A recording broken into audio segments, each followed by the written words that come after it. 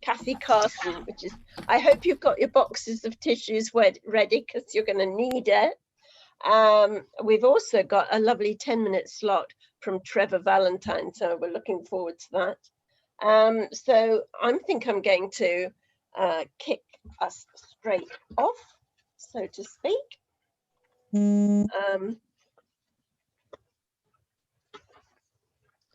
Yes, just one thing. Well, I'll talk about that when Trevor's slot comes up.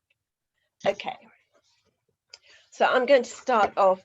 I've got a couple of poems for tonight, but I'll do one now and one just after the break. And it's all about not being able to help people. This is called Night Blues. The wailing of sirens, flashes of blue on walls of houses, tinting the drops of rain that fall on the homeless. Their cardboard city soggy, useless. Echoes in my heart. I am clueless. I neither know their suffering nor how to save them. The rain beats on my window night after night as I lie in my warm bed, sleepless. I blame politicians, the capitalistic system. I don't offer my home. I don't offer a bed for the night. I am not courageous. Worried maybe that I'll be robbed, or worse, cursed with concern for someone I've got to know. The wailing sirens fade. Blue light leaves blackness. The invisible rain falls, soaking the hopeless. I am not blameless. Thank you. Okay, well, I think we'll get straight on with the open mic. Maybe we can squeeze one or two extras in. So we're going to start with our very own Jason Conway. So a big hand for Jason, please. Hello, everybody. Right, okay, I'm going to kick off with a brand new poem written about 3 days ago. We've all been struggling during the last year, physically and emotionally, and this is kind of a poem I've written about the kind of the trials of life, really, about wondering where your place is, and it's called "Is Life a Tragedy?" And there is some reference to Greek gods. I won't go through each reference, but if you're stuck, then you can always look them up. So sometimes I cry inside, screaming aloud in the silence, as if underwater, drowned by the Algier, a clam welded shut through intense pressure, yearning for a rushed release, blissfully vulnerable. Sometimes solitude is heaven, where I can merge with air, Venus fanning the breeze, intensifying connection, with love overflowing, brimming with elation, butterflying, earth to sky ascending. Sometimes I want to shout so fiercely that Ares would roar, send fire and war to crushing hands in need of pain, to numb sensitivity, unleash tempest, slicing words to slay titans, lay waste to the world. Sometimes the night is charged, sparking dark fantasies, wild escapes of lust under blinding moons, a child of Artemis searching for prey, communing with nature, clawing the eternal soil to howl at stars. But life is for living, no matter the pain or the desire to sleep. I chase the ground to learn, to spy unpredictable wonders, drown in the flood of pleasure, guided by blooms of Elpis, gorging in cornucopia, till Gaia reclaims my essence. Sometimes I wonder if passion and pain are entwined, inextricably forged in unison as trials of life, like barbed wire drenched in nectar, for me to carry into the afterlife, to lie in Elysian pastures and merge with Uranus. But is Tartarus a sin when the pleasures of life are food for the soul? Did Cronus not sever the earth from heaven to smite eternity? So I shout in my sleep to make the gods listen, let them know that I feel the weight of their world. Sometimes I wish for the bleakness of Hades, to drift into nothingness, unchallenged. But my rage is not spent, and my love not raw, and Zeus is yet to judge us all. Oh, that was brilliant, Jason. That was fabulous. Please unmute yourself and give him a big hand. Thank you. Did you have a second one? Sorry, Jason. I have got a small second one, yeah. Yeah, carry on. It's a bit more positive. It's about being accepting of difference, really. So, and it's called I See You. I see you. I hear you. I don't fear you, and I respect you. I see both sides. I have a glass that's half full. I roll with the tides, and I don't judge. I don't hold a grudge. I accept and I budge. I watch, listen, and think, and I raise my drink. I am equal. I am powerful. I am free to be me, and you are free to be you. Can't you see when it comes to it? You really are the same as me. I, you, they, we, me, together and free. If only all the world could see the same as me. One beautifully rich family tree of sparkling humanity, with mind open, eyes open, and love spoken. What a better place it would be. Brilliant. Thank you so much, Jason. Brilliant. Okay, well, we'll move straight on to Gerald Kells. Welcome, Gerald. Hi. Oops. Thanks for getting me on.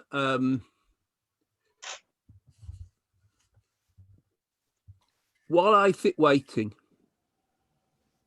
two prophets knock on the door. One brings pain, one hope. And that was from the High Flu Project. I'll put a link into it if you haven't seen it. It's wonderful. And I've got two poems. This is called The Price of Kindness. It followed on, I think, from some of what we've had already. The Price of Kindness. He bought some kindness for £1, and there was change. The shopkeeper who was selling kindness didn't seem bothered that the price was so low. Pocketing the change, he thought that was a good deal, and as he passed the beggar on the street, smirked. I bet he didn't get a deal like that. Meanwhile, the change in his pocket weighed heavy, while the kindness, almost like helium, floated upwards, and he kept having to pull it down. He almost reached his house, but he tripped on a flagstone and let go of the kindness which floated upwards into the atmosphere. There was not enough money in his pocket to buy a second kindness, even at the prices the shopkeeper charged.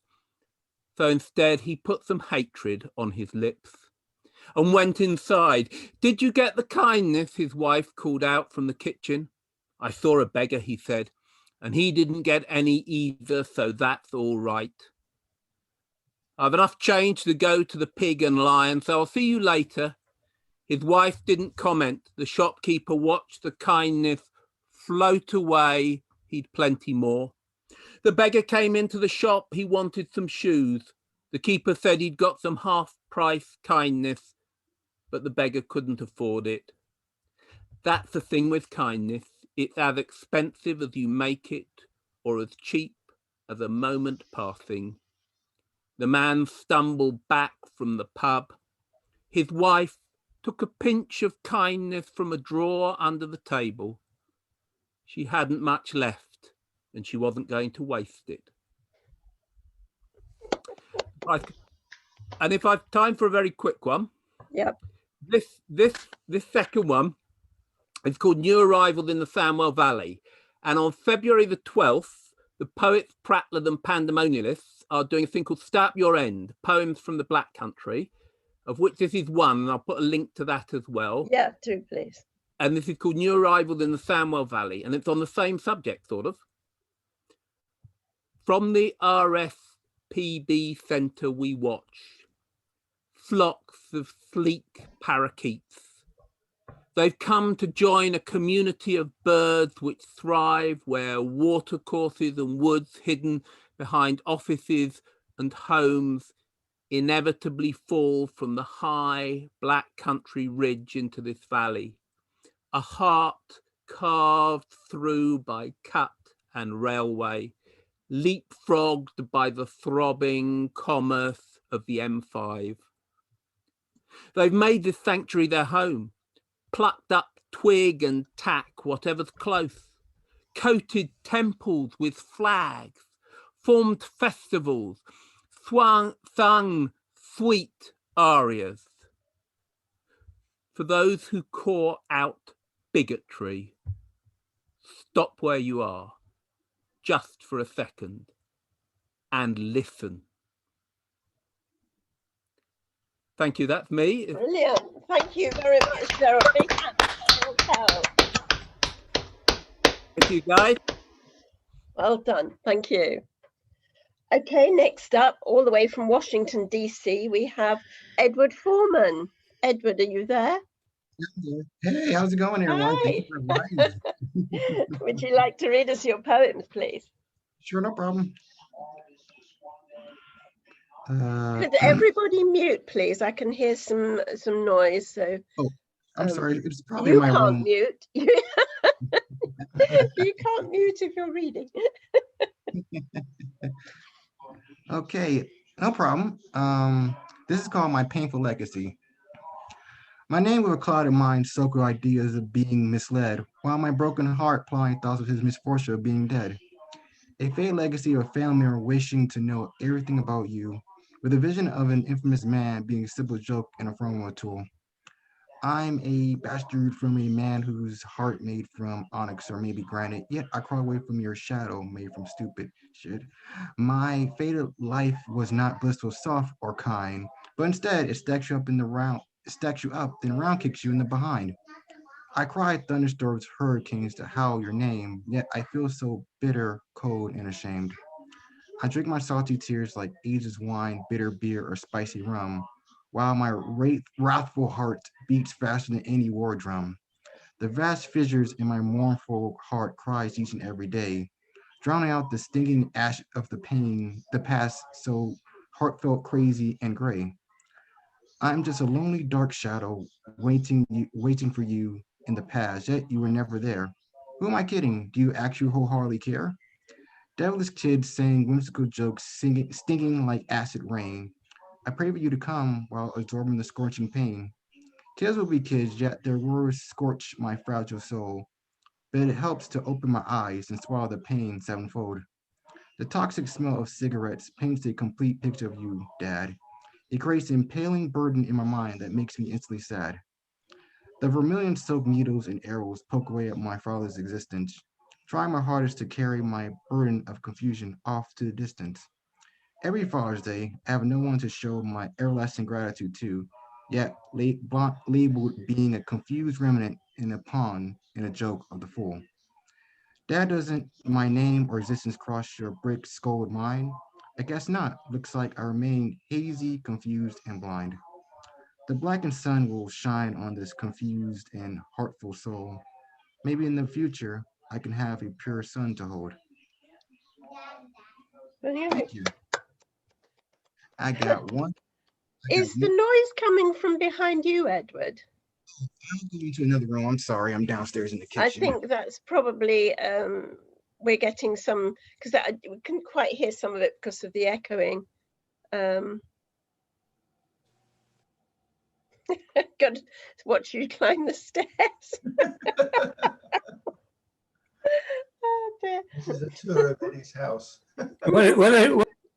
It's Annika Wright, really, isn't it? Yes, it's like that.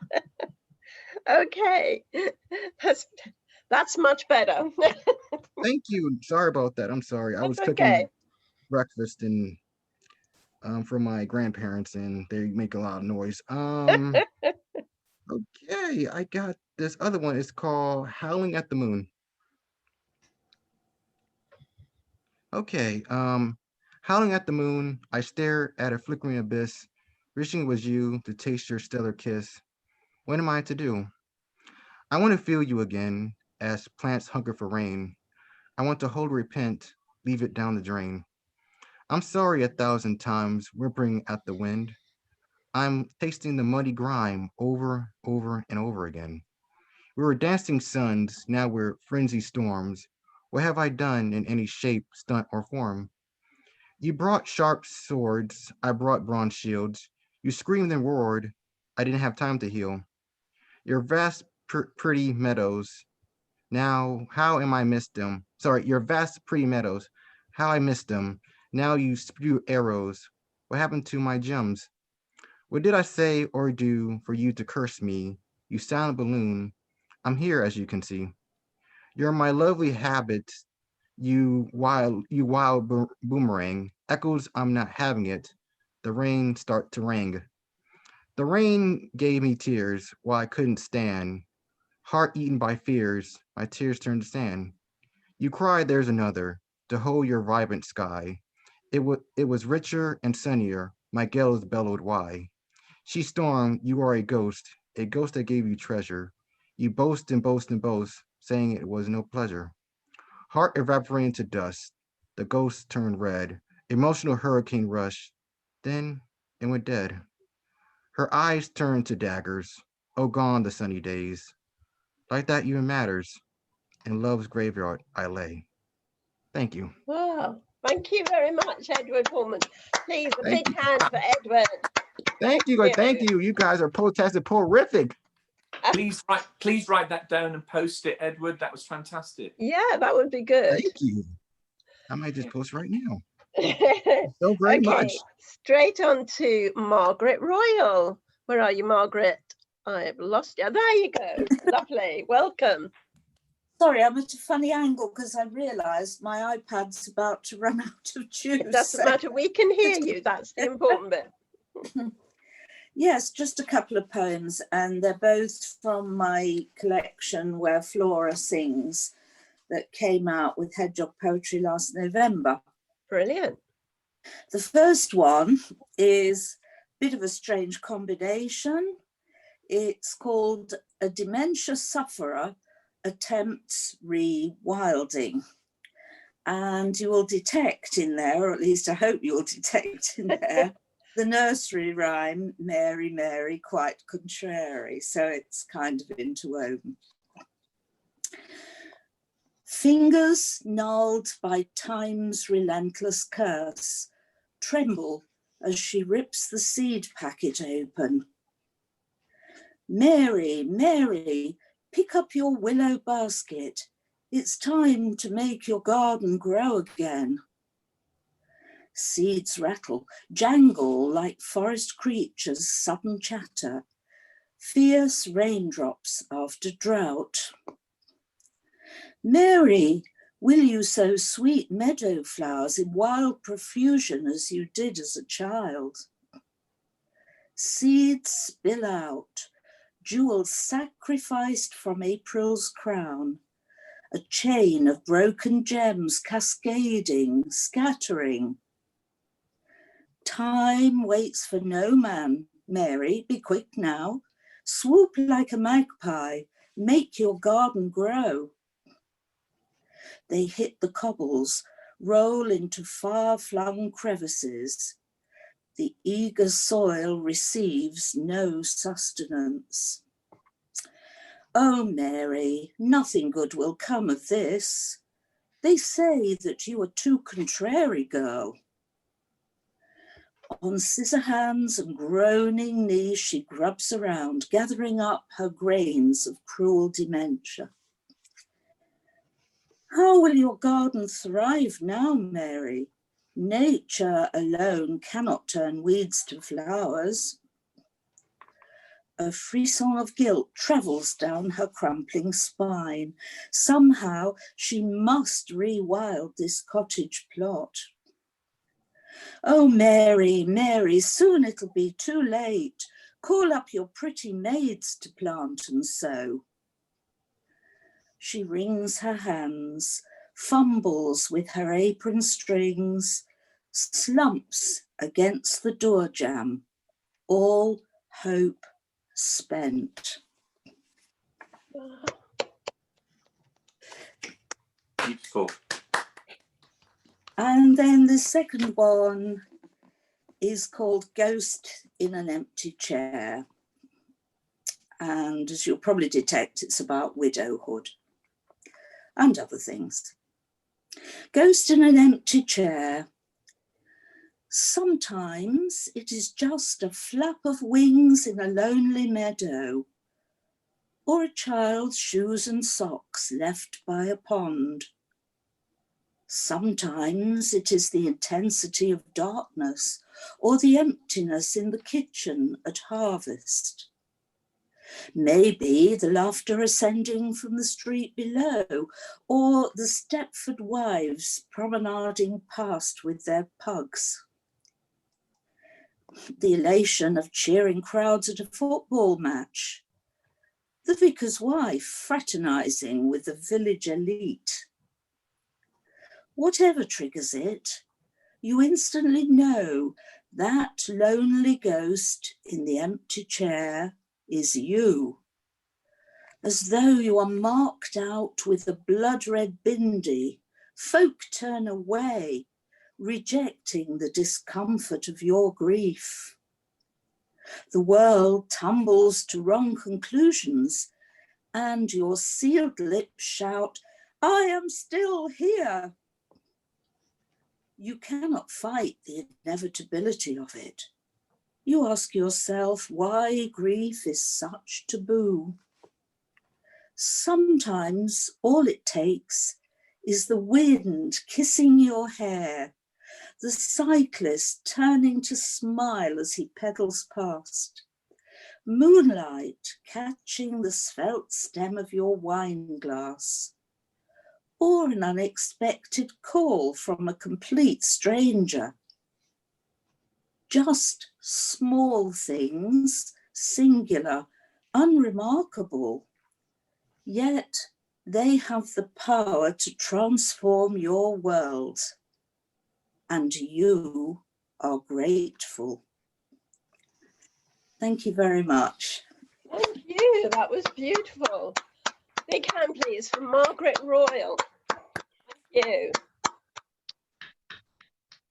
Okay, moving on. Have we got Leslie Constable here? Oh, let me. Hi, Leslie. Hello. Welcome. Let me unmute. Oh, I am unmuted. Clapping. Yes, you're fine. You're fine. Okay, great. Well, I'm so happy and honored to be here and to support Cathy and to listen to her. And so I just have a little smattering to offer. Two short ones and one a little bit longer. This one's called The Memory of Liquid Breath. Liquid breath slows the wake as it travels, gives into gravity. It surrenders the desire for its own existence, not of its own being. It joins with yours, the great exhale of relief that is, born in you, the impulse to sing, the voice weighty. It roars and gives throat to a music never heard, only perhaps from the garden that is night as it sings its varied song, the field you walk through, and in dreams the lowering sky, your blanket of thought. It lulls the eyes to sleep, and we do not wake until we are at last complete. And the second one is, it's called The Isness of the Thing. At uni, I studied many things, mostly art, modern dance, but dipped into philosophy, and Heidegger was my favorite. And this is one of his theories or ideas, the isness of the thing. How someone is just that, not for you, not for me, or necessarily for themselves, self being fluid, changeable, yet constant, and invariably mysterious. There is a thread of light, of sense that connects us, connects him, connects her to you or me, but only that, and only sometimes, and it is thin. We dangle at times from this thread, unaware of how far we are from others, from ourselves, from that which we know as life. We are sometimes irrevocably elsewhere, And some of us stay there for times, just out there and dangling, no reason, no sense or purpose, with no real error in our ways or flaws. If anyone is counting or paying attention, just hanging there as marionettes in the large scheme, just waiting for the next deep breath coming from God to move us on our way. That was lovely, thank you. I'm sorry, Leslie, I think we're going to have to hold you there because we have so many waiting. Is that all right? No worries, those Your two were just They were fine for me. beautiful, beautiful Thank you. poems. Thank you so much. Big hand, please, for Leslie Constable. Thanks, everyone. I'm being mean here, but I want to get as many people in as I possibly can. Michael Sindler, have we got Michael here? For better or worse, we do, as a matter Brilliant. of fact. Welcome. Yeah, and I think with everyone else, I'm thrilled to be here for the Cathy Carson dehydration special. And as we know, it'd be wonderful if everybody's achievements and innate worth were always appreciated. But here in America, we give 51% of the population a month, and we give our Black brothers and sisters the shortest month of the whole year, which is February. So this is actually Black History Month here. And I just want to read this before I start. Mark Bradford, if people aren't familiar with him, is easily one of the greatest painters alive today. Just cannot recommend his work highly enough. And this is called Shade for Mark Bradford. What was is not what is. Layers pasted and torn back like the scar tissue that never heals. The black skin resilient, yet aching from endless abuse.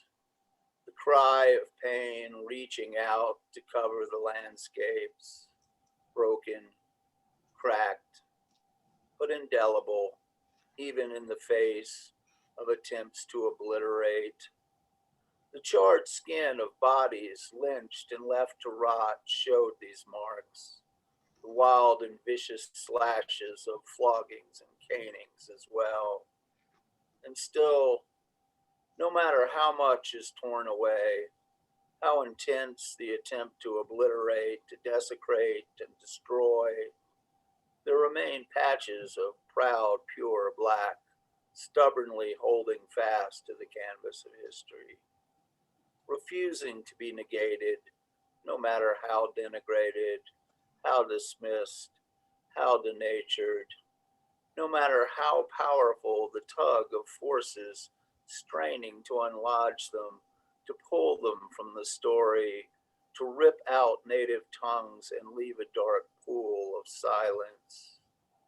But within these dark, inky depths, this black swamp of memory, a song vibrates, carried over burnt loam hills on fragile wings, wispy shadows lacing land with homespun pattern, lending definition and dignity, anchoring chords of hope, notes of defiance, and resonating tones of resilient spirit.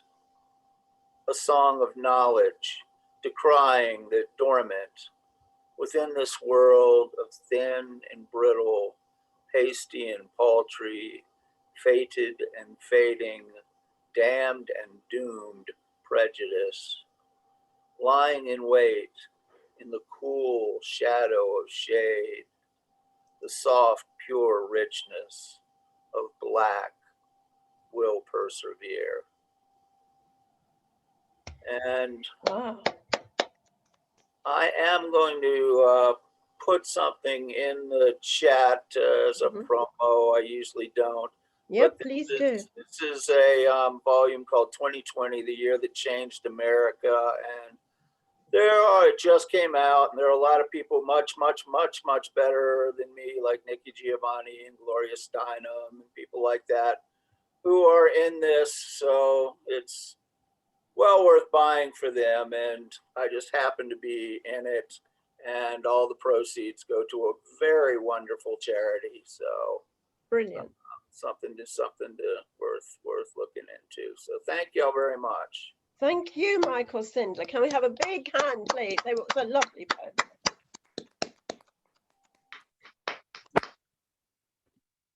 And moving on, Pratibha Castle, please. Pratibha? Hi, can you hear me? Hi, yes, we can hear you. Okay. Welcome. Yes, I'm also very delighted to be here with everybody and to hear all the wonderful poems. I'm going to read a couple of poems from my award-winning debut pamphlet, A Triptych of Birds and a Few Loose Feathers, published by Hedgehog Press and coming out in a couple of months. Brilliant. COVID willing. Okay, these are both inspired by the past in different ways. Hippie chick blues. We collide at a pumpkin stall down Portobello Market. You assess the silver blue luster of a crown prince. I caress the green mottle of kombucha, its skin craggy as an old crone's hopes or rocky crevices about Olympus. Yellow peel Turks' turbans glower in a pile. We twirl, we swirl beneath a hunter moon into a dew-glazed gloam, tranced by the keen of a penny whistle, banshee yowl of a turf fire fiddle. Mammy cautions, don't you flaunt your heart upon your sleeve. So I sit till after midnight, stricken by her third degree and first love's fluster. Embroider right across my tit, which you and later I will feel, a plump crimson pumper, brethren to the thorn-snarled muscle of the plaster Christ, enshrined beside the sapphire Mary on the parlour mantel. You wild-eyed Ulysses, the twang of your finger-licking Gibson plucks from me a young girl's fancy, as the plight of your jeans, frayed as nerves, suggests a stitch-up. I oblige with bird-track tack of rainbow hues infused with moon-hex fantasies, and a couch-stitch pumpkin to curse your knee. Wow. Wow. That was amazing. Okay, the next one is inspired by my childhood and a fable, an Irish fable. Pádraig, who drove the snakes out of Ireland. At the allotment, Daddy forked the crumbly black earth till the air quaked with anticipation of excess. Me sifting stones in search of treasure. The robin sat pert on the lip of the bucket, meant to carry spuds or cabbages or the occasional giggle-tickle carrot back to placate the mammy. The bird's eye bright with a lust for worms, his song a crystal cataract of merry, though none of the seeds we sowed ever showed head out of the sly earth. And we saw nothing of the slowworm Daddy promised, so that his name being Pádraig too, I guessed he must be a saint, especially when he himself vanished. Though he turned up at school again and again and again, till I had to tell the mammy where the books and toys came from, and that got me sent off to board at St. Bridget's Convent, where the head nun was nice to you if your mammy gave her gifts of fruit cake in a tin, bottles of orange Linctus sherry, a shawl like crocheted frothy cobwebs, none of which my mammy could afford. Pádraig having banished more than snakes. Ooh, that was amazing. Such a captivating performance. Brilliant. Thank you so much. A big hand, please, for Pratibha Castle. Thank you very much. Thank you. And we have, just before we get to Trevor Valentine, we have time for Giovanna McKenna. Are you there, Giovanna? I'm here. Hi, everybody. Hi, welcome. Hi there. Great. Thanks for fitting me in. This has just been lovely listening to all of this. I've got a couple of short poems I'd like to share with you. The first one is called Hidden Object. It is the thing you find at the back of a drawer when clearing out your mother's house. It is the object nestled in the dusty, fly-corpsed grey of a wooden corner, amid layers of old receipts, rubber bands, dry pens, and keys that have lost their doors.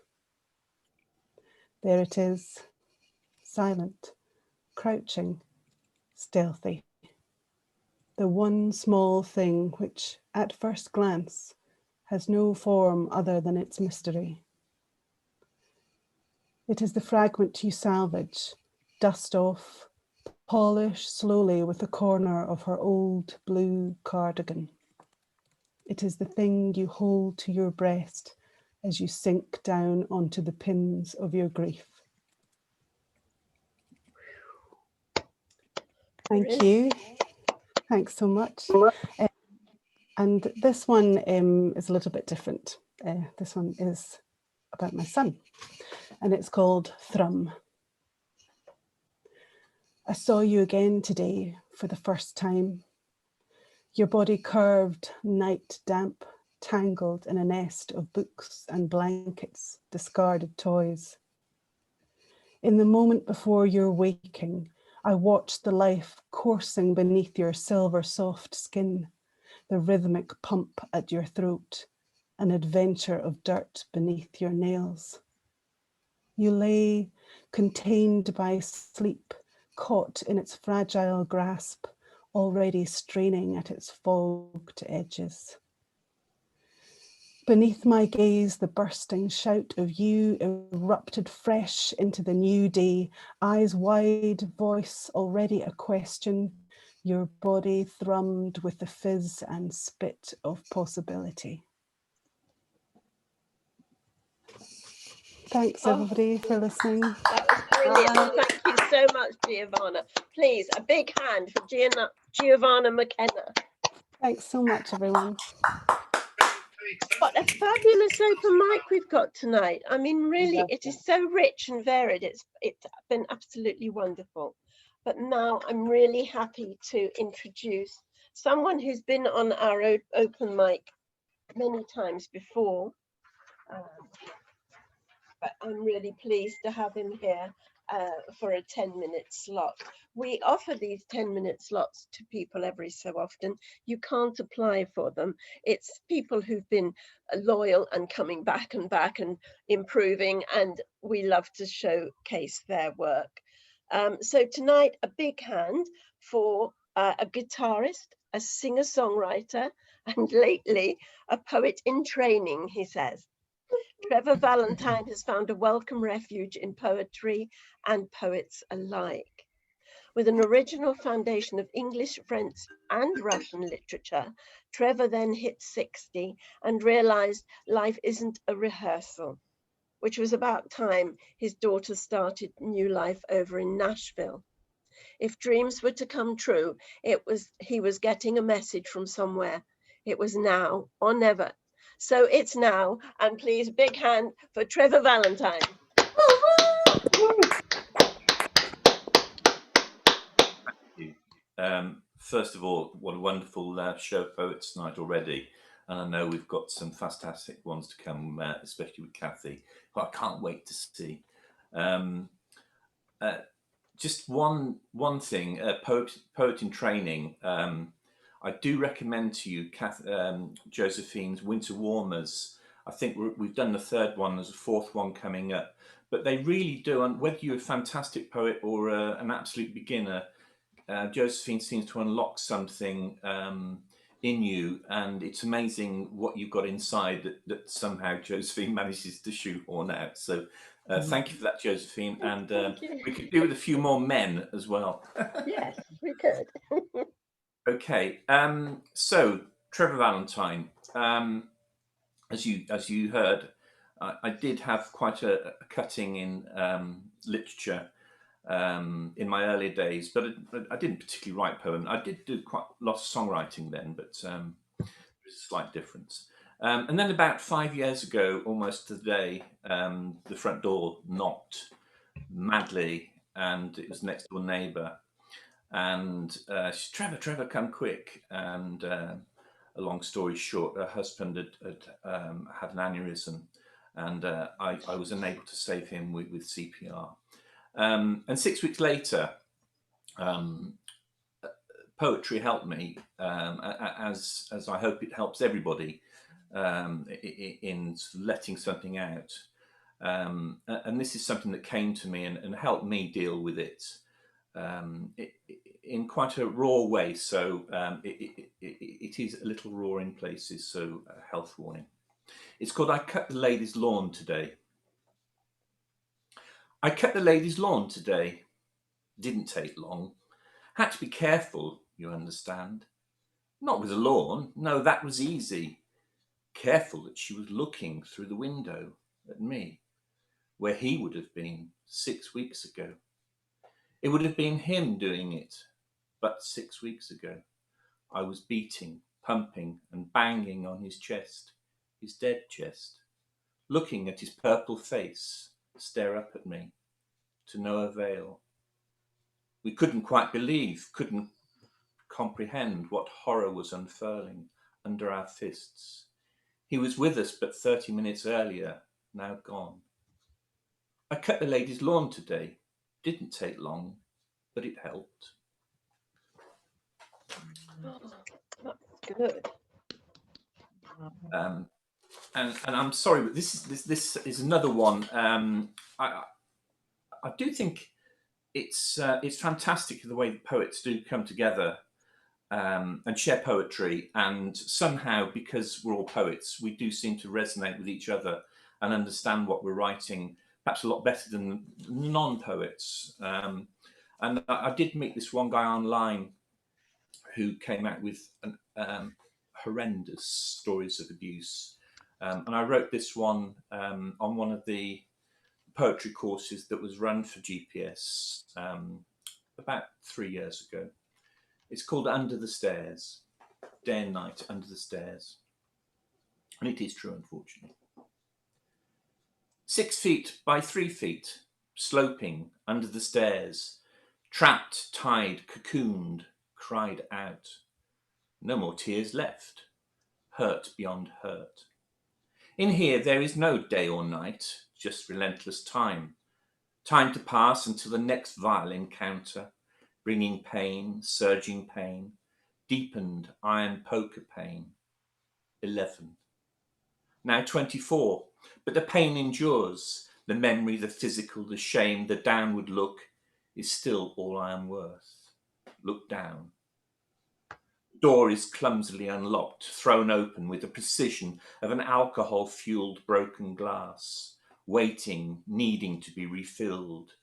I see the steely eyes, electric, distant, inert but intent, scurrilous, frantic, lousy like a worm, a putrid worm. They do not see the tears or the fear of a young boy, only the appetite, insatiable, driving, selfless, worthless. Look down, never look up, never see day or night. An electric light is all you have under the stairs.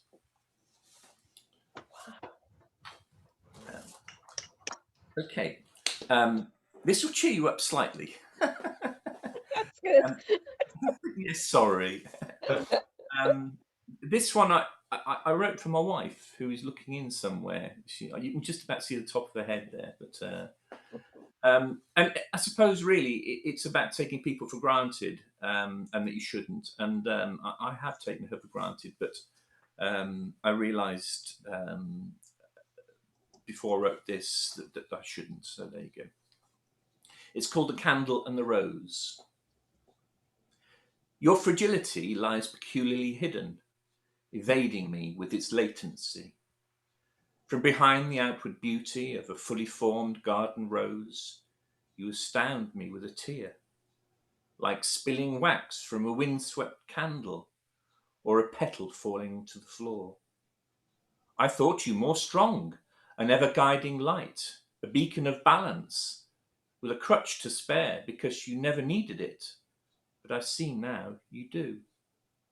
With a punctured pride, you reach out through the tears, your frantic hands clutching to catch each falling petal and put each one back in place before they reach the ground, before anyone sees. And with a handful of tear-struck petals, you look at me through glistening eyes and wait, hoping I will wipe the tear and catch the petals with you. I do better. I lay them on the bedsheet and relight the candle. The melted wax warms again, cradled this time. And in the room. Beautiful.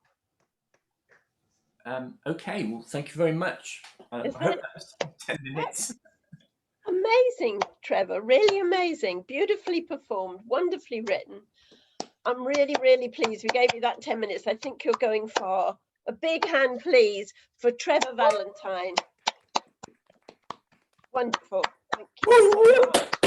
Good luck, Cathy. Beautiful, Trevor. Thank you. Gorgeous. Wow. Well, I think we're doing really well. Not only have we got so much quality tonight, I'm speechless almost, if you ever make me speechless. But it's been brilliant, and we are 5 minutes ahead of ourselves. So I'm going to suggest we have our break now and come back at just after 8 o'clock, a couple of minutes past 8 o'clock, because then I can squeeze just a couple more open mics because they are so wonderful. I think we should get as many in as we can. So please, we're going to stop recording now. And maybe we should have been recording while he was playing. I'm just thinking that now. I'll do it again, don't worry. Okay, so welcome back, everybody. This is the second half.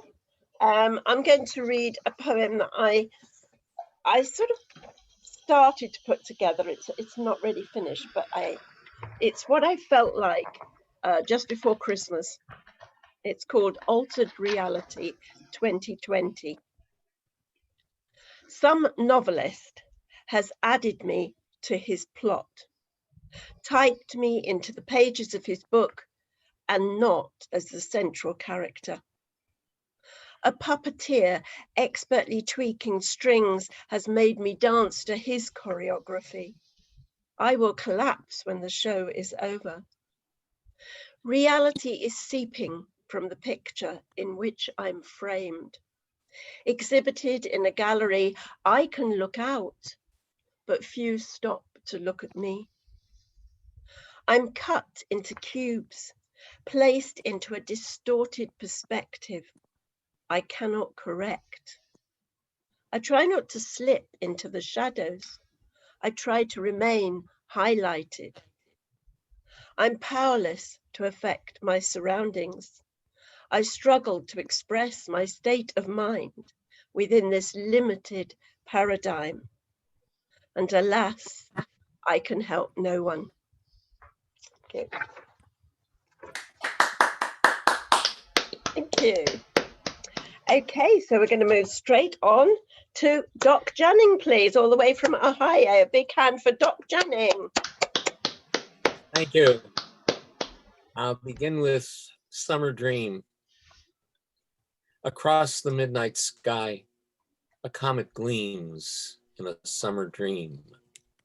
It shakes its long hair o'er indigo skies, as you do yours o'er me. Our love bells into the warm dark.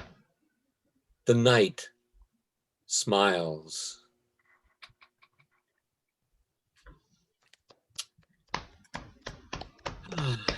And this is Beyond the Clouds of Dream. Our journey begins in the hidden sky of an ancient dawn, as silence echoes beyond the clouds of dream.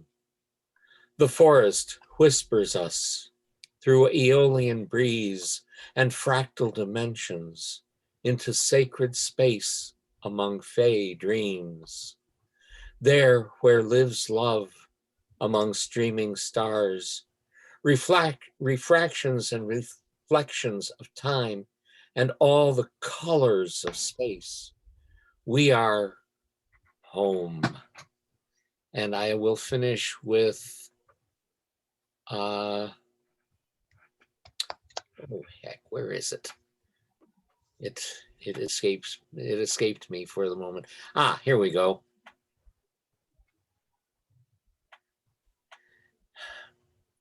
It's titled The Fae.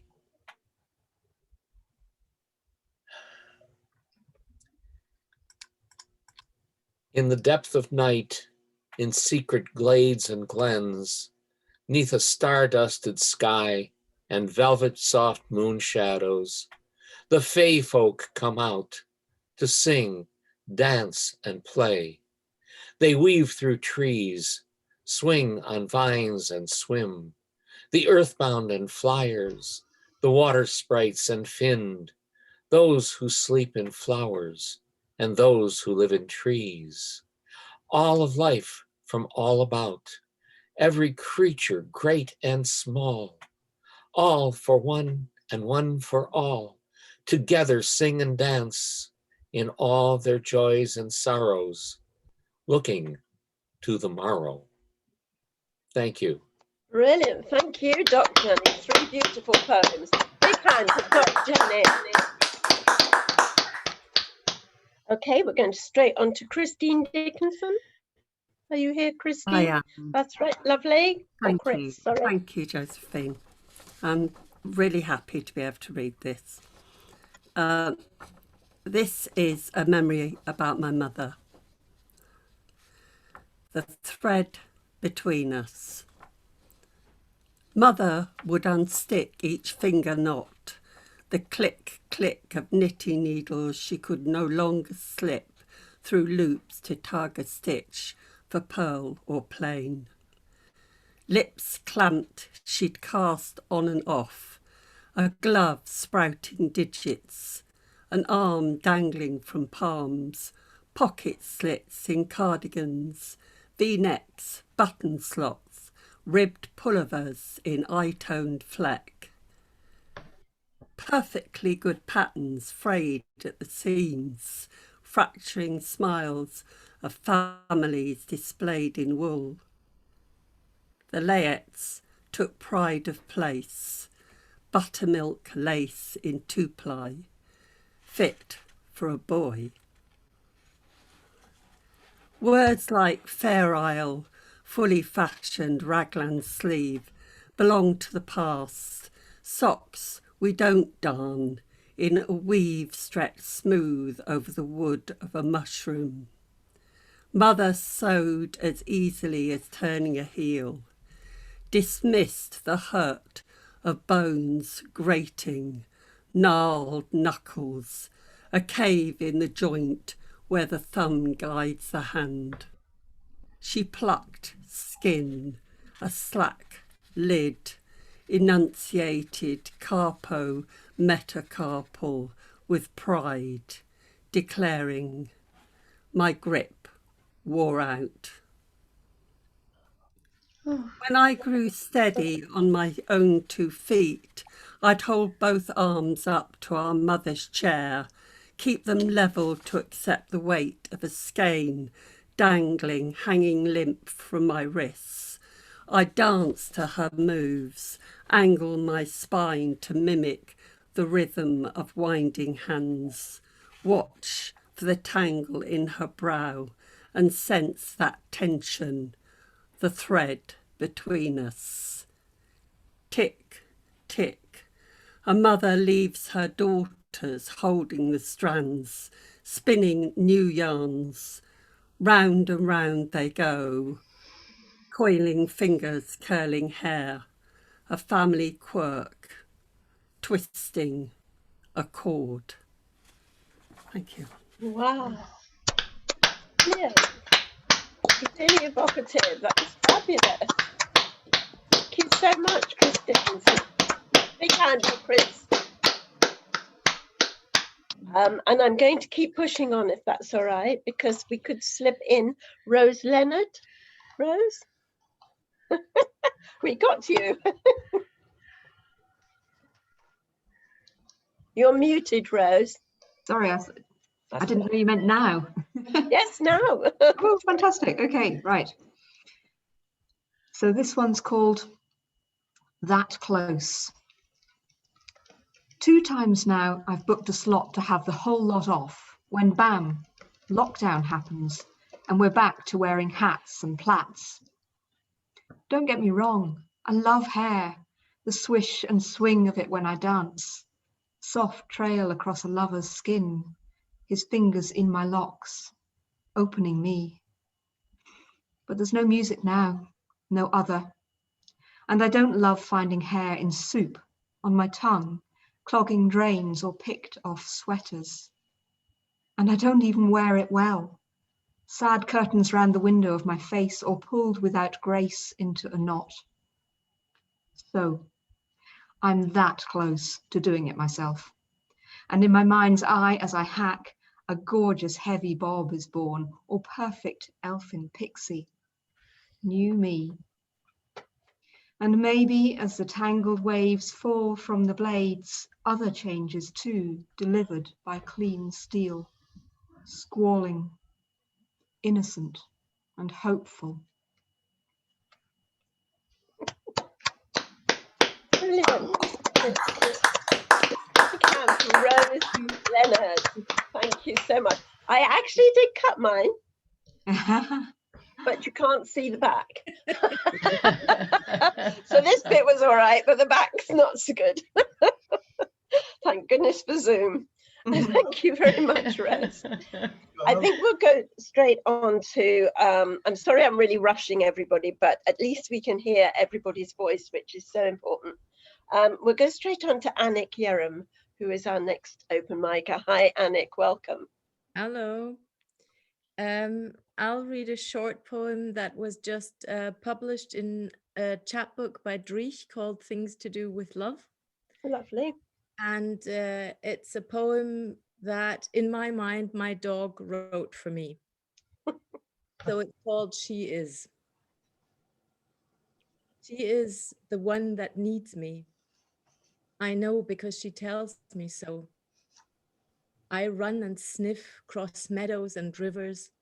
She makes paths for me, always. She says I'm a good boy, and all the tasty things just prove it. This year, she cried a lot into my fur. I'm not complaining, but I want her to know it's no use crying over spilled milk. I can help with that. Dead people, pain. I want her to know she's a good girl.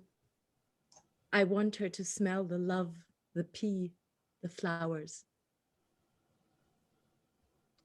Oh, lovely. Brilliant. Thank you so much. Have another poem, Anik, or is that it? Brilliant, Anik. Brilliant. Thank you so much. Big hand for Anik Yerum. Well, I think we can squeeze somebody else in. Gemma, am I going to put you on the spot? Are you well? Are you okay? Yeah, I'm good, thank you. I was feeling brave, and then I've listened to everybody tonight. Have been amazing, and I wasn't feeling quite so brave. So now I'm putting you on the spot. Gemma is a new poet, but she's really getting on. She's doing brilliantly, and it's lovely to hear her and lovely to have her here. So big warm welcome for Gemma Crow. Thank you. Well, I'm going to read one that I was challenged to write, because I always write in rhyme, much to lots of people's dismay.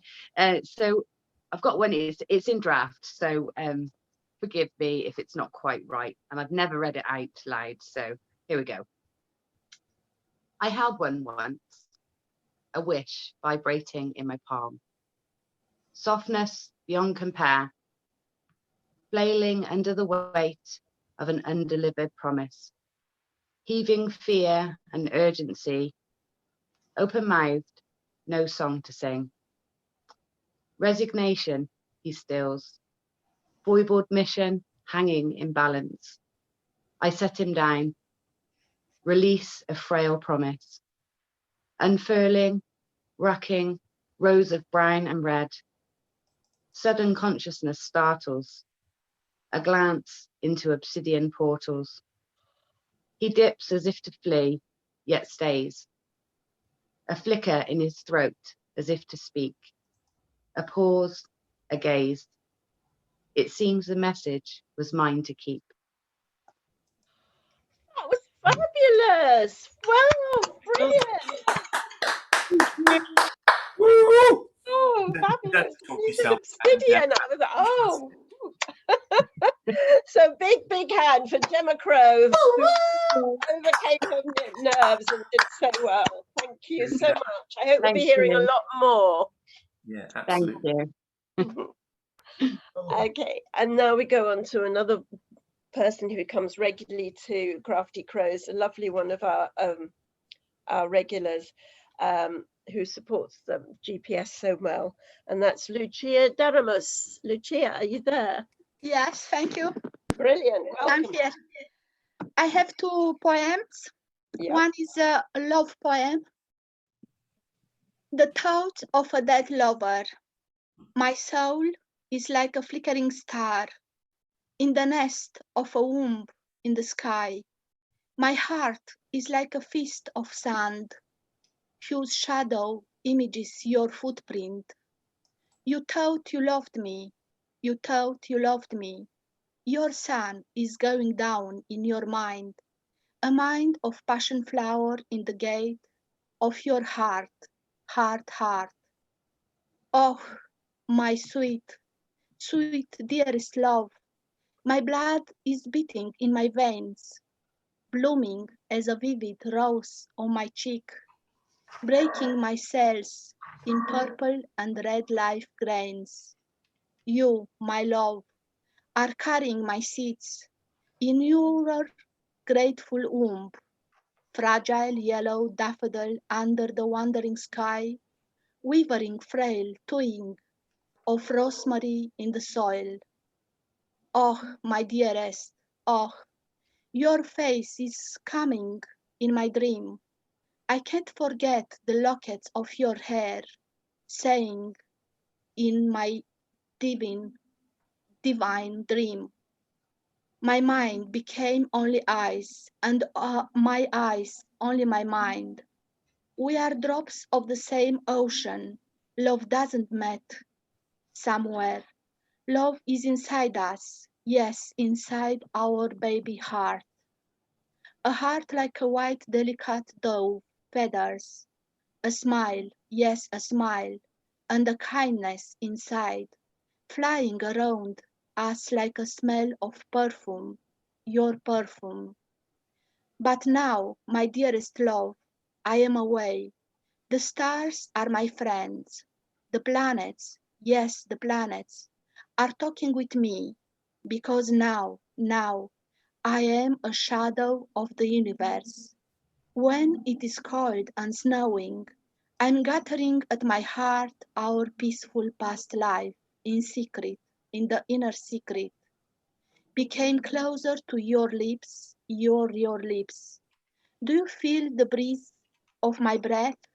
I am nowhere and everywhere, because I am your lover in your heart. You are alive, but me, surrounding you like a crane on a tree. And the second one, because 10 days ago was the Memorial Holocaust, my This poem is dedicated to Paul Celan. His wife and his lover and his sister and his parents died in Auschwitz. The memory of silence to Paul Celan. I know a guardian of the memory. He writes and writes about your hair, Margaret. He writes and writes about your skin, Shulamit, your killer, eyes, blue eyes, the master of the death. Forever is forgotten in the sea of oblivion. Yes, forgotten in life, forgotten in God's mind. Your hair, Margaret, your hair, your skin, Shulamit, your skin, sang by the green of the stars, by the poems of the famous poets. Your lips, Margaret, your lips, your steps, Shulamit, your steps, painted in the memory of time. No, no, no, you are no longer prisoners in the pain and the destructive cry of humans. Black milk of daybreak you drink, under the flight of death, you will rise then in smoke to the sky, as shy flowers, birds beat under the night. Silence, silence, the silence of your world, in our unpredictable world. Stillness, stillness, stillness of your song, in our lifelong leap. The dance of our nights through time, mirrors in the sinister air without you, struggling in historical defiance. The innocence of your face shines on the memory of silence, lifelong kiss with death. Thank you. Thank you, Lucia. That was wonderful. Please, a big hand for Lucia Daramos. Thank you. Do we have Archie here? He didn't come. No. Okay. Then I think the next person would be Stilly, Andrew Stillborn. Is he here? He was. He was. He is here. Yeah, I am, but I didn't know I was reading, so I'll skip. Ah, well, you must have emailed us, and I put you on the reserve list, which means if we have time, you can read. Would you like to read a poem? No, I'll be all right. You sure? Okay. Yeah. If there's time at the end, then yes, but don't worry. There won't be time. Well, no, this is the end. Well, all right then. Okay, yeah. Right, let me get organised. Can I screen share? Yeah, well, you can try. You have to let me. Oh yes, I can. Okay, right then. All right then. Yes, I'll do a poem. My word. Well, I wasn't ready for that. Okay, so hello everyone. My name's Stilly. Hi. And I've got a poem to read, and this one is all about loneliness. I didn't write it as a story about loneliness. It just turned into a poem about loneliness because, as I'm sure we're all aware, sort of loneliness affects people in lots of different ways. I'm just blurbing on now as I try and find the flipping thing. Oh, right, okay, here we go. Yes, so this is all about loneliness, and this is called the makeshift planchette. Here we go. Sorry. As Mrs. Dulwoody returned from the cemetery, she read once again her husband's obituary, put on the kettle, and then momentarily reached for his cup on the shelf.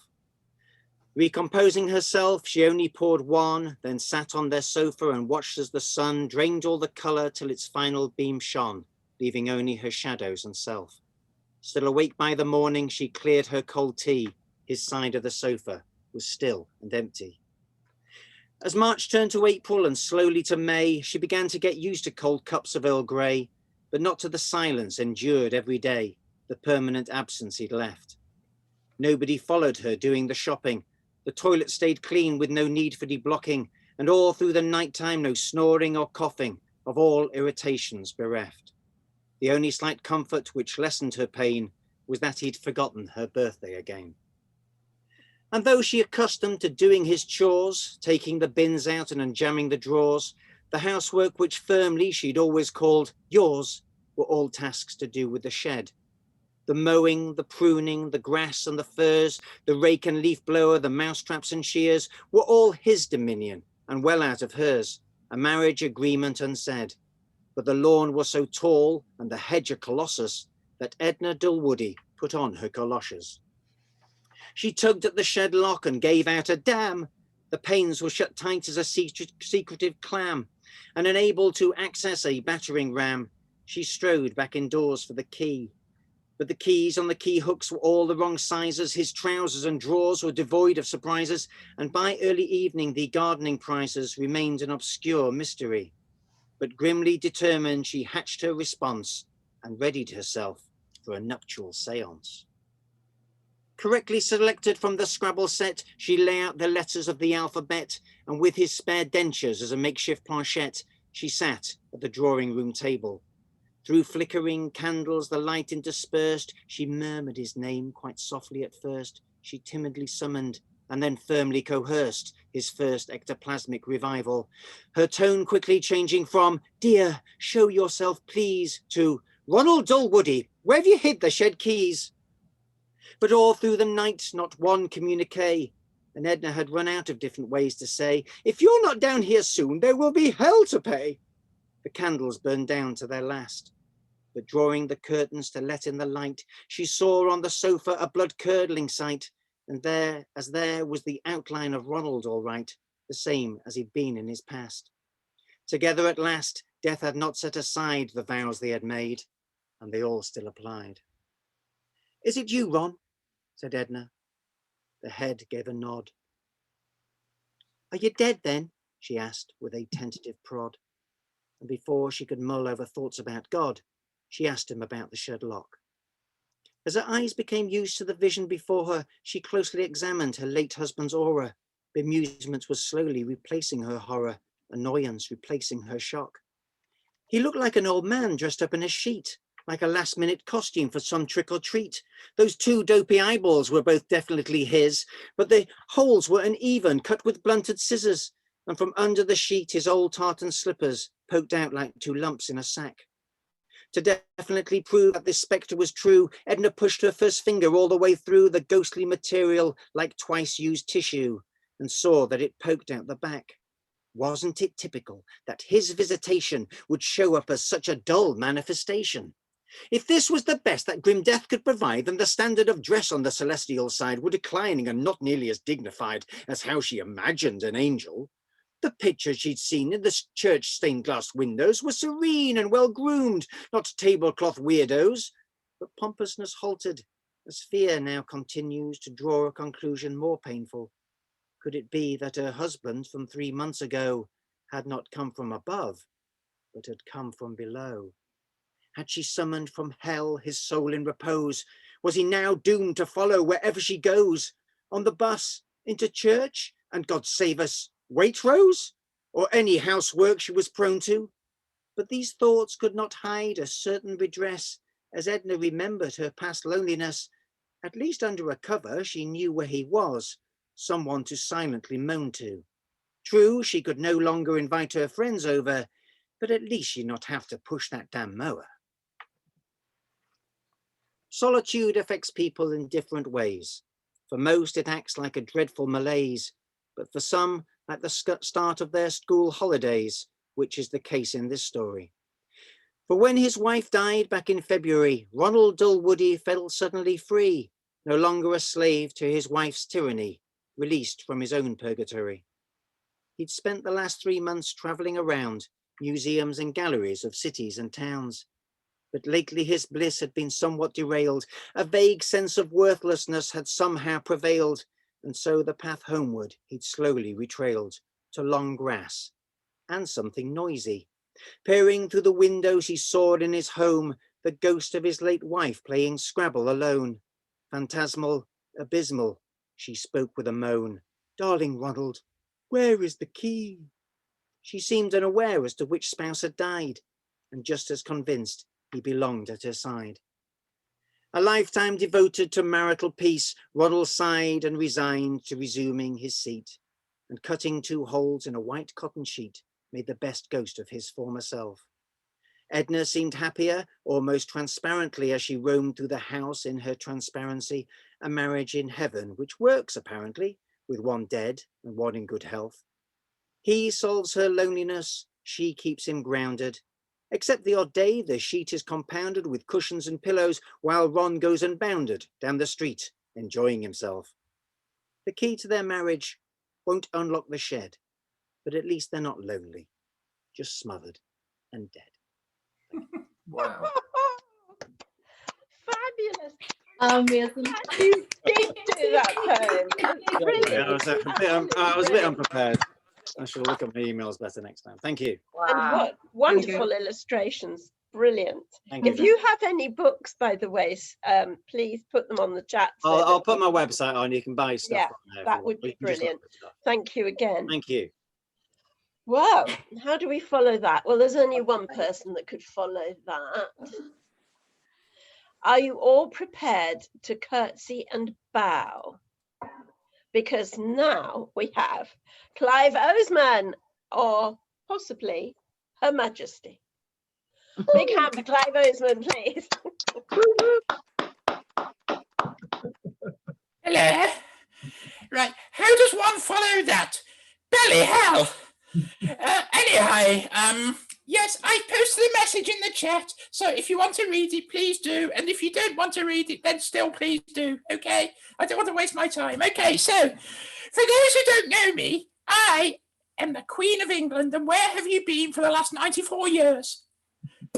Times are hard for my family, and I need some extra income to pay for a chauffeur. Now I've banned Philip from driving. We don't want Phil killing a commoner when he's behind the wheel. Our insurance will go through the roof. Now, Philip wanted me to do a bit of bar work. One told him to go bugger himself with a billiard cue. And he did too. But I've got a better idea. Poetry workshops. I like poetry, and I like to think I'm a Deb Hand. But even if I'm not very good, you will still get a gig down the pub once you've had a lesson from me. So, I have to keep abreast of trends anyhow in order to make sure my laureate isn't slacking, because he is from up north after all.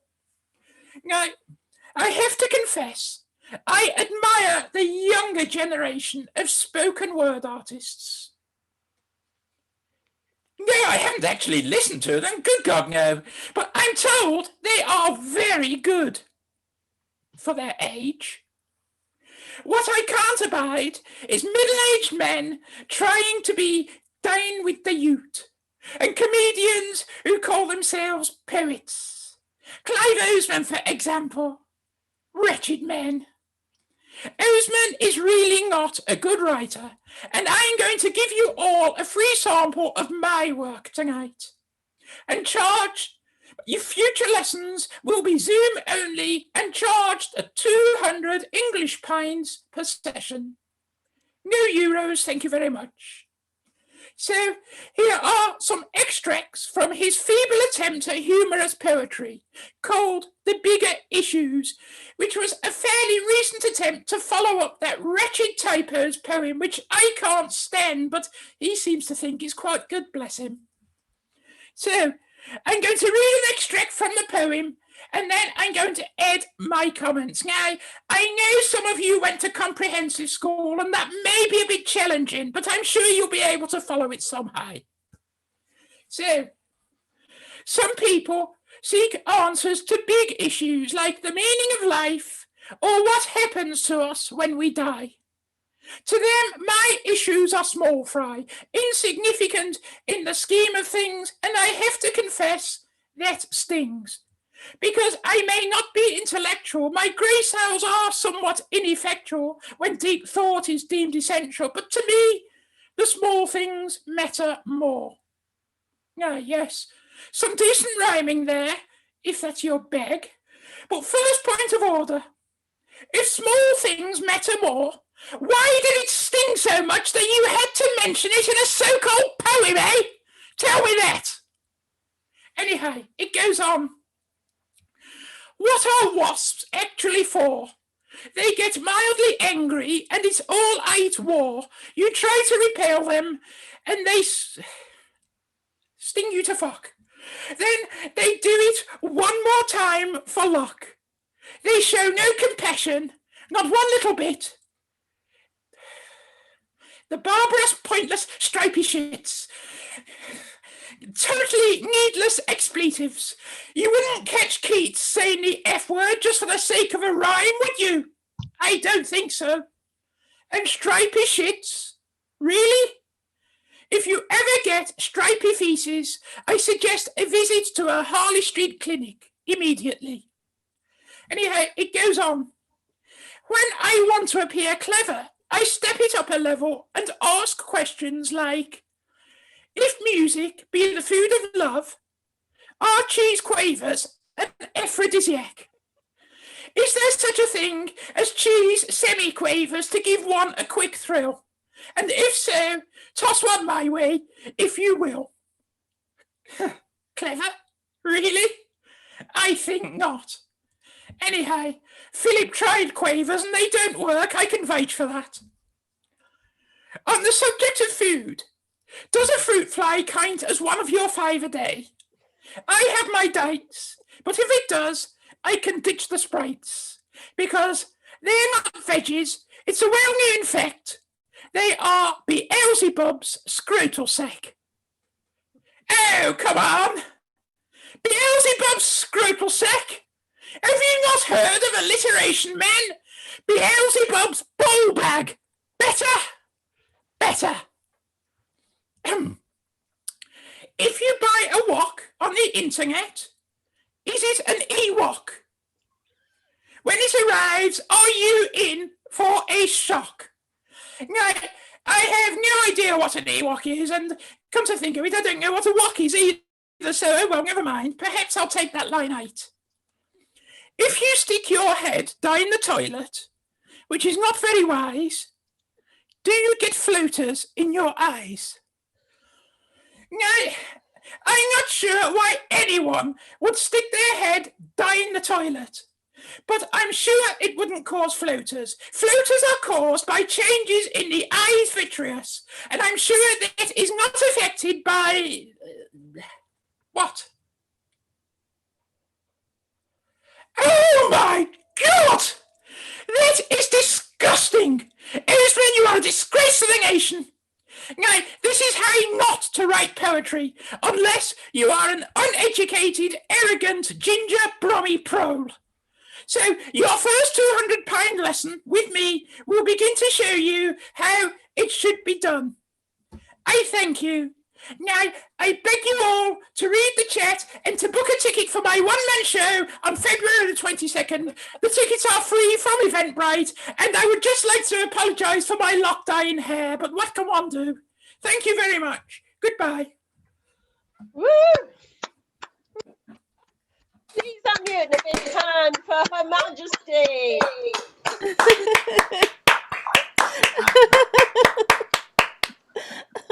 Thank you. Yeah, okay. I'm not quite sure what to say. I'm sorry, Your Majesty. I'm very proud that you have joined Crafty Crows today.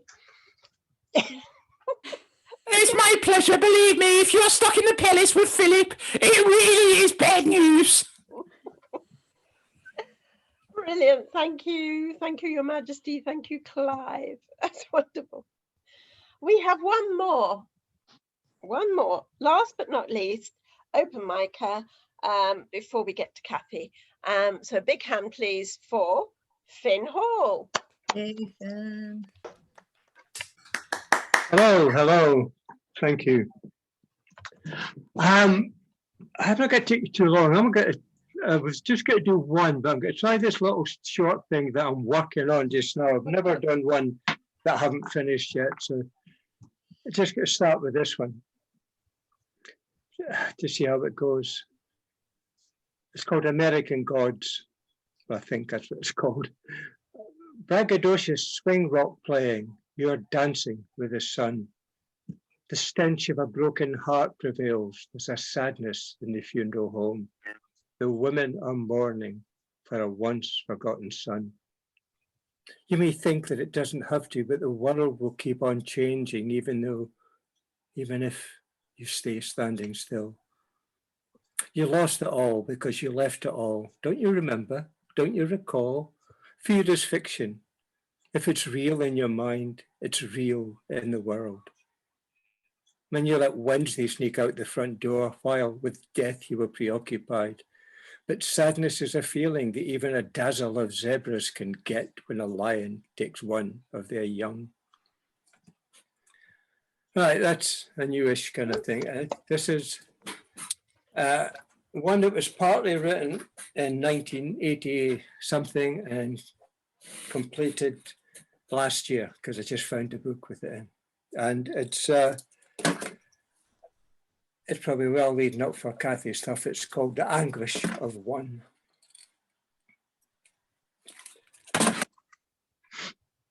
I'm going to cry until the skin wears away from my face. I'm going to cry until the tears don't look out of place. Don't say that I can't just because I'm a man. I love you so much that it hurts to be alone in this world without you beside me.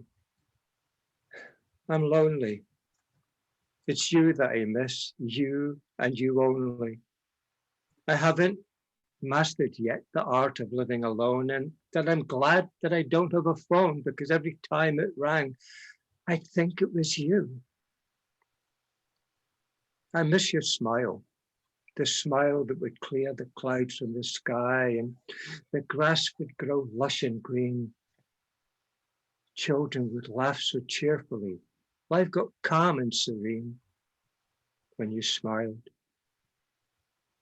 The gods relaxed their icy grip. Life glistened as though it was the first day of spring. Rivers flowed so bright and sparkling when you smiled. I miss your tears. And when you cried, the lambs lay down to rest and the buds curled up as if to die. Weary willows hung low and seemed to sigh when you cried. Then you'd laugh, and summer would start its shining glow, and the sky would turn blue and bright. Always day, never night. You'll laugh. But now, my days are empty, and happiness deserts me, and solitude encapsulates my whole, my soul, my every day. My every day. Thank you. Woo. Thank you, Finn Hall. Big round of applause for Finn Hall. Thank you so much. Right. Well, the moment has come. Get those tissues out.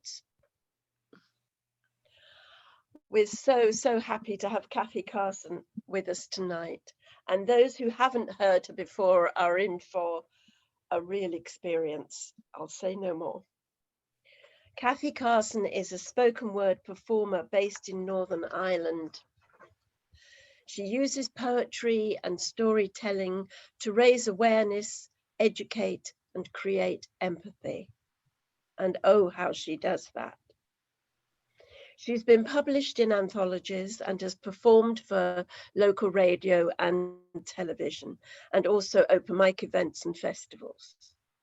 She's often commissioned by charities, and last year headlined Oooh, Beehive, Fragmented Voices, Pick and Mix, and Not the Time to Be Silent.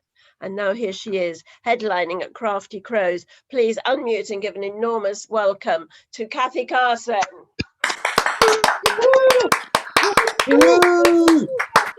Cathy, thank you, everyone. It's been an amazing night. What a beautiful open mic, and well done to Trevor as well. I really enjoyed the poetry and the song. Thank you to Josephine and Peter and Jason for having me. I have changed my set in the last 5 minutes. Just listening to Finn there, speaking about grief. I love that poem. It always reaches me. So I'm going to start off with one about grief, but it's also about the night that I realized that your family doesn't have to be blood, that sometimes friends can become family. So this was a really pivotal night in my life as well as in the person who lost someone. It was a friend who lost her husband. So this is the story of my university friends. Yeah, it doesn't have a title. Your laughter on that very first day of nursing school made me seek you out. It was this unashamed, uninhibited guffaw, and I found you bent double ponytail forward, palms and thighs. I had never met anyone who wore their joy on the outside the way that you did. You left me breathless. I remember standing close to you, God, closer than I dared, just praying for osmosis, that something of you would soak into the nothing of me. And there were 4 of us in the end, thrown together in tutorial with nothing in common except that all of our surnames began with the letter G, but we were instantly tactile as we took each other's temperatures and counted each other's breaths per minute. We passed cannulas into alabaster forearms, drew ink dark blood from thread-thin veins and discarded it as if the stuff of us meant nothing. We passed feeding tubes up through noses, down into hung over bellies, but we drew the lines at catheters and enemas. You girls, I knew the sound of your heartbeats before I had been in your homes. And 12 years passed, our conversation changing from assignments to nursing shifts, from student digs to mortgages, from nights out to breastfeeding. And life got in the way of living. And there was always something more important to do than meeting up until there wasn't. Until 3 of us were on our way to see you in a car crammed with silence because the language of our friendship had no words for this. At age 36, you had been a widow for 10 days already, and single mum to 2 small boys. We parked the car, gathered our thoughts, our courage, our bags, each other. We stood on the doorstep, rang the bell and held our breath. And 6-year-old Alex swung the door wide, his head bobbing under the weight of his father's fireman's helmet. "Do you like my hat?" he says. "My daddy sent it from heaven." Thank God for Louise, stepping in front of me like a soldier. "That's amazing," she said. "Let me try it on." And then somehow we were in your living room, dropping our bags to the floor, with Louise trying to balance this fireman's helmet on a ponytail, and this was a shrine. Every surface covered in mass cards and sympathy cards and family picture after family picture of your husband. And it felt like we should pray. Like we shouldn't really be here at all. This was a place for family only, not old university friends, but you gathered us in a hug and kissed our stunned faces. "It's so good to see you girls," you said. "I get to be normal tonight, right? No talk of this. And don't mind the pictures. For some reason, everyone brought a picture to the wake and I just haven't sorted them yet." God, it felt like you were soothing us. Like you had this grief thing sorted and were walking us through. And it wasn't until we were eating that it happened.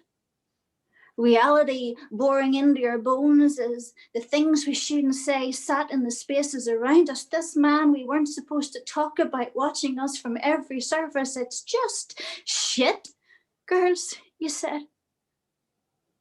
And the story tumbled out, tangled, disjointed, punctuated by sobs and sighs and silences where we had no idea what to say, so we listened. You had found yourself in the corner of your kitchen a few times, body numb, peripherals cold and face wet, unaware how long you had been crying, and you had started to let the boys share your bed, unable to bear the empty space. Christ, we tried to say all the right things. I'm so sorry. Don't ever be afraid to pick up the phone.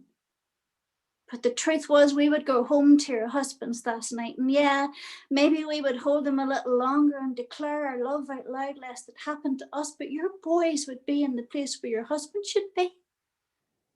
And time and again, you would find yourself in the corner of your kitchen, body numb, peripherals cold, face wet, unaware how long you had been crying.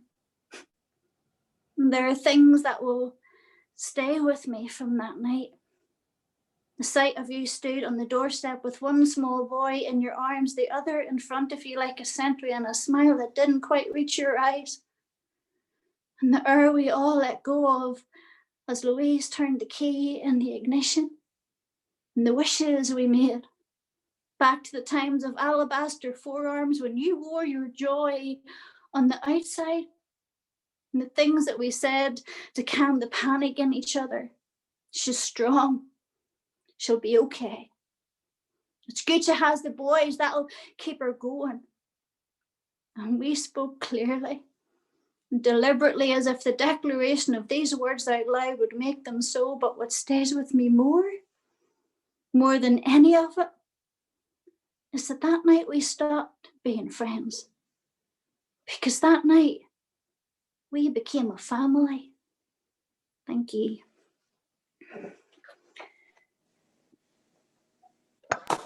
Wow.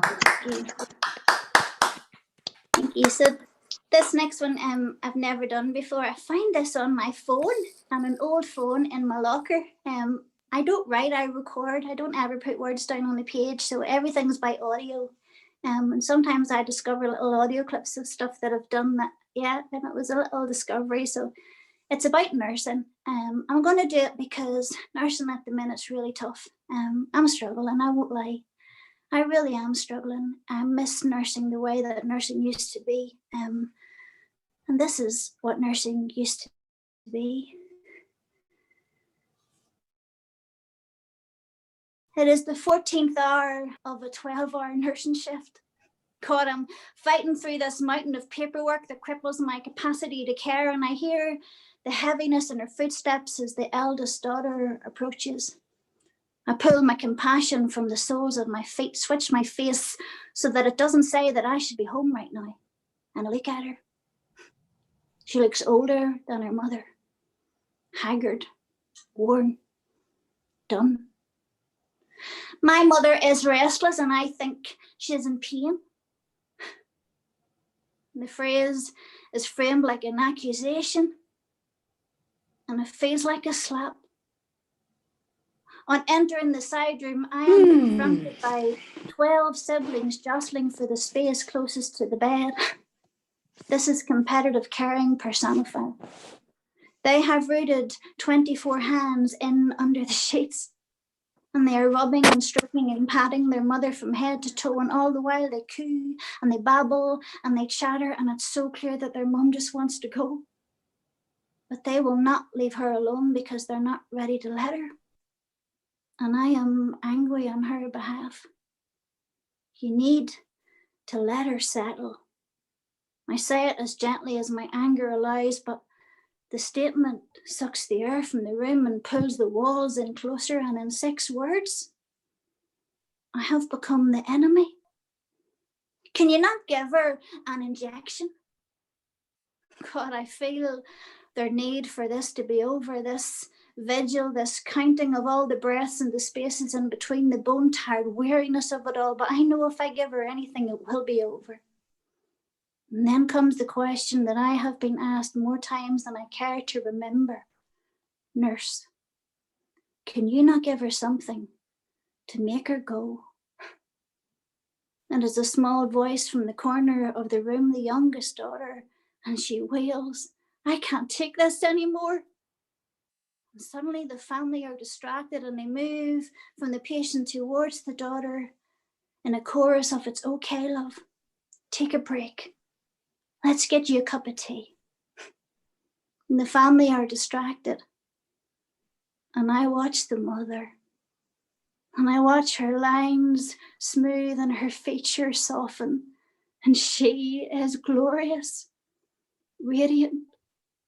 And I am reminded that if we just let them go, something will come for them, and it won't be the end. Because I've seen it on the faces of so many. This is just the beginning. And the family haven't noticed. They're fussing over the youngest daughter, and they stroke her hair and they rub her back, but I promise you, their mum is smiling. Thank you. Oh. Yeah, I missed that. Yeah. I miss doing it well. I miss doing it properly, and I miss giving people their dues. So this next piece, I struggled with this piece for a long time. I don't have any children, and it's a great sadness of mine. And I wanted to write about this for a long time, and I'm still not brave with it, so I wrapped it up in something else. So this little piece is called Copper Pennies. It's quite new. It was the hop, skip, drag, swagger that caught my eye. Fists forced into jean pockets, all grown man attitude and the small boy frame. I figured you were 7, maybe 8. Your shoulders sagged further with each door closed as you went from house to house, and I hadn't seen you before. I wondered if you were collecting or seeking sponsorship. So I got a few coins out just in case, and I watched and waited. And you reached my gate, grinned at me like we were old friends, strode my path with your chin in the air like you owned the world, knocked my door 3 times. The door barely opened, you shoved a flame red head into my hallway, scanned my living room for evidence and asked, "Mrs., have you any children?" Those words landed in the hollow of me, where 4 children had begun, each one conceived of hope and longing and loss, each one named, got their whole lives carved out in my heart before they left me, and the last one scraped from within me like he had never belonged. So, no, I said, I don't have any children. You scratched a bird's nest into your crown, placed your hand in mine, cool and smooth as a pebble, looked up at me with copper eyes like pennies that had just dropped. And you said, "Mrs., are you not allowed them? My mummy isn't allowed me." And I remember steadying myself against the doorframe, scrambling for words, anchor, breath. But you were already on my sofa, kicking off your size 2 trainers, tucking socked soles up in under your bottom. "I'm staying with Eva," you shouted. "Not the next house, not the next house, but the next house. She's my auntie, she's ginger." And you waited. "And I'm ginger."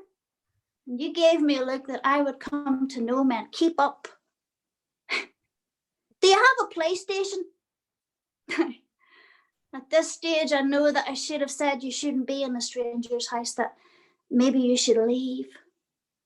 But something inside me recognized this indiscriminate disclosure, this seeking out of safe adults, this need to be known and seen. I knew if not caught, would turn into fear of the same.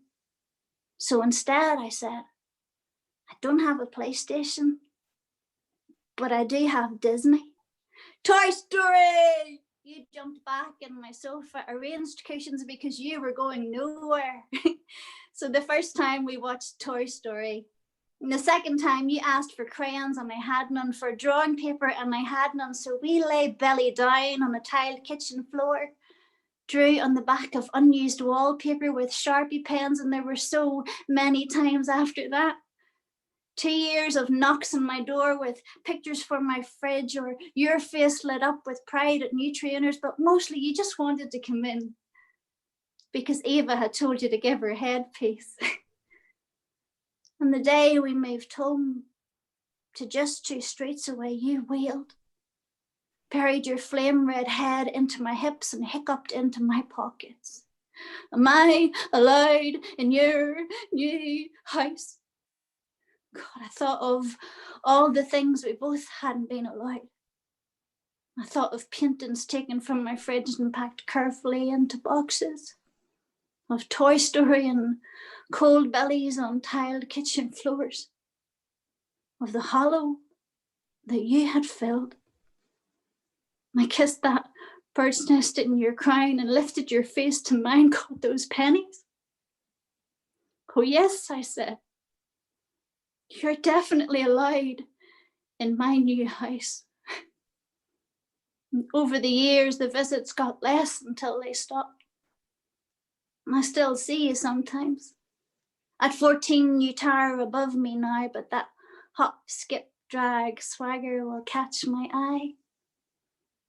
And you will grin at me like you did the first time and remind me that I may not be a mother, but I can still have children. Thank you. Oh. I'm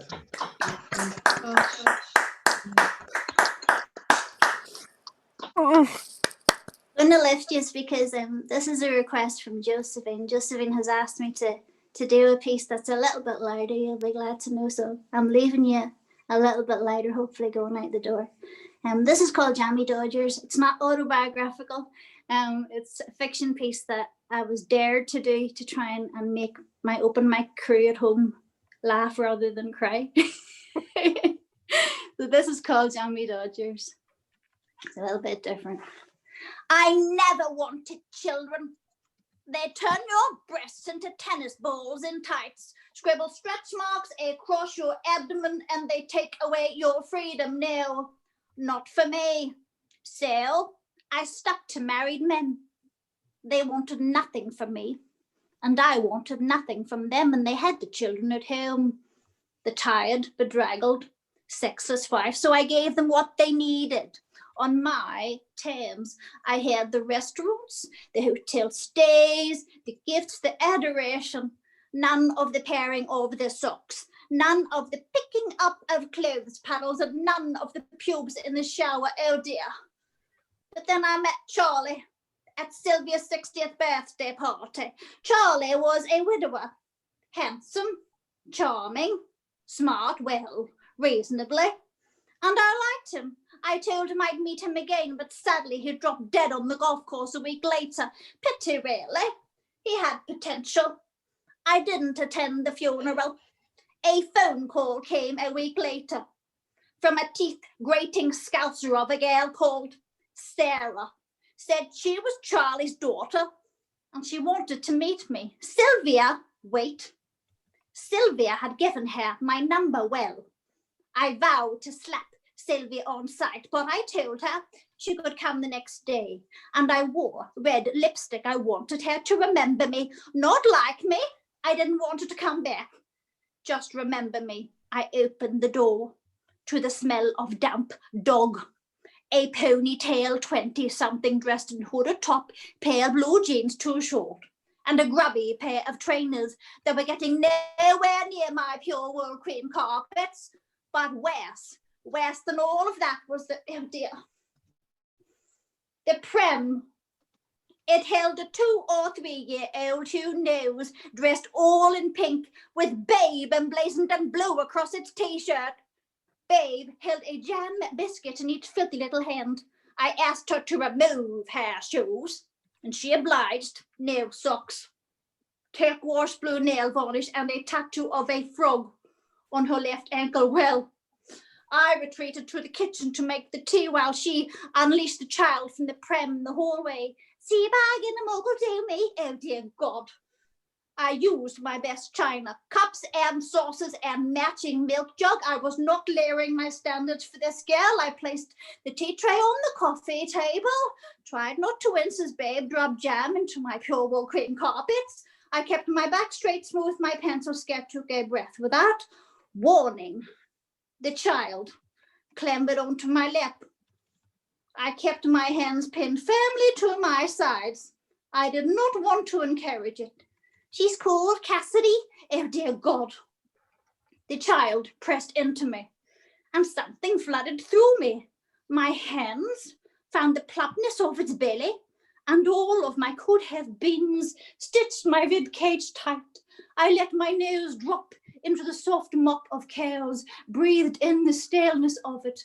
I closed my eyes, let myself imagine it in the bath, a pyramid of soap suds upon the crown of its head.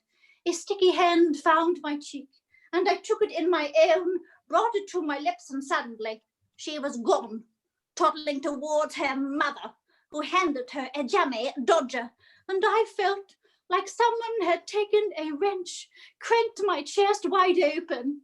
I don't remember the rest of the visit, only that the next day I found a sticky hand pinned upon my friend's doors. Mesmerized, I placed my pen beside it, remembering the soft scratch of tiny fingernails upon my face. Today I'm in Sainsbury's, and I'm watching the items go through the scanner, listening to the rhythm of the beep, beep, a beep. And when she lifts them, I can't help but smile. Sarah and Cassidy are coming today, and for the first time in my life, I'm buying Jammy Dodgers. Thank you. Thanks, Josephine and Peter and Jason. Thank you.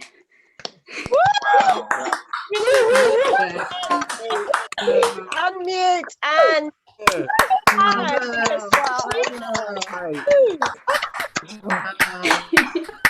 Wow. Having your heart taken out and squeezed and stretched and strummed. You are fabulous, Cathy. You are absolutely fabulous. Thanks for having me, guys. Thank you. And Bravo, thank you for that Cathy. last poem, because I think everybody will admit that that is superb. Superb acting. Superb. Well, what a night.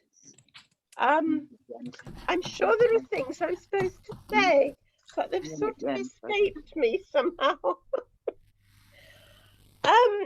Please, before I do any messages, just let's have a round of applause for all the most superb open micers that we had tonight.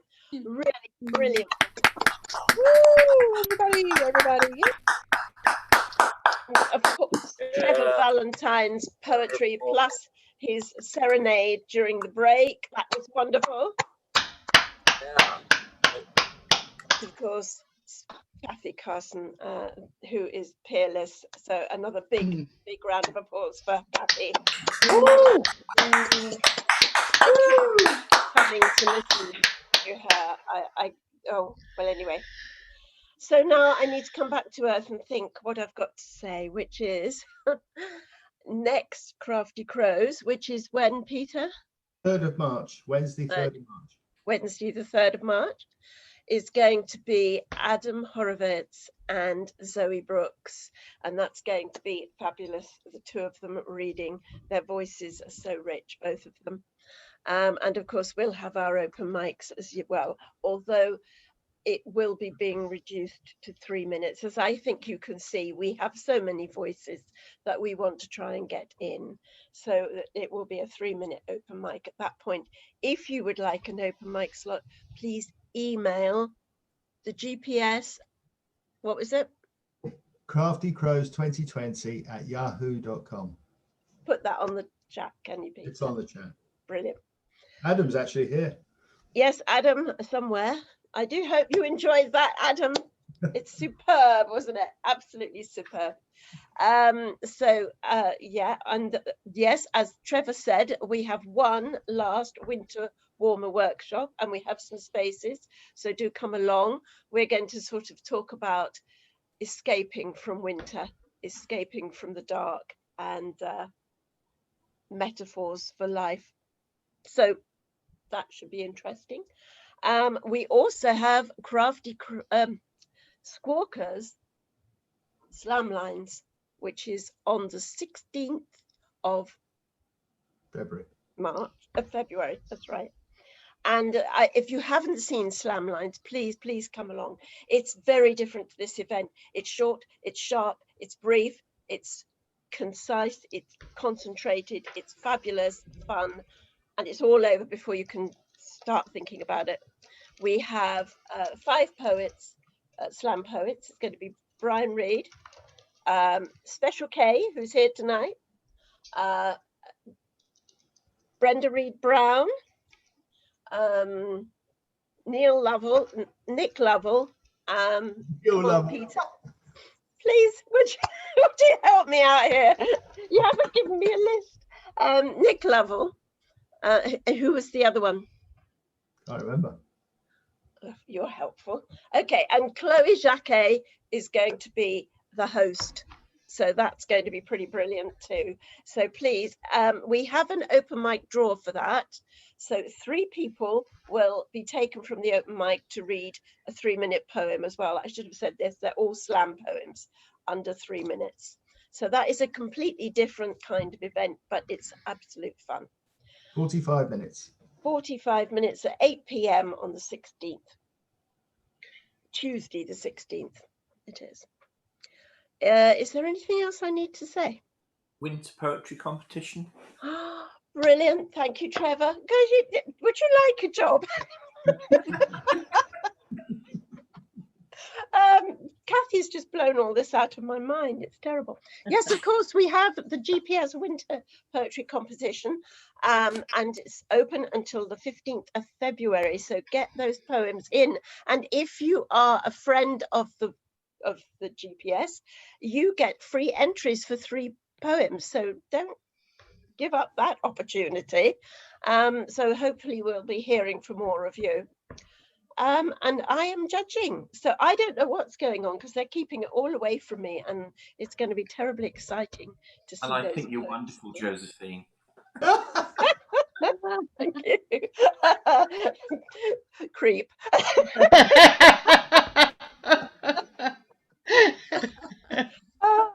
Anyway, it's been a fabulous night. I think we're stopping recording now.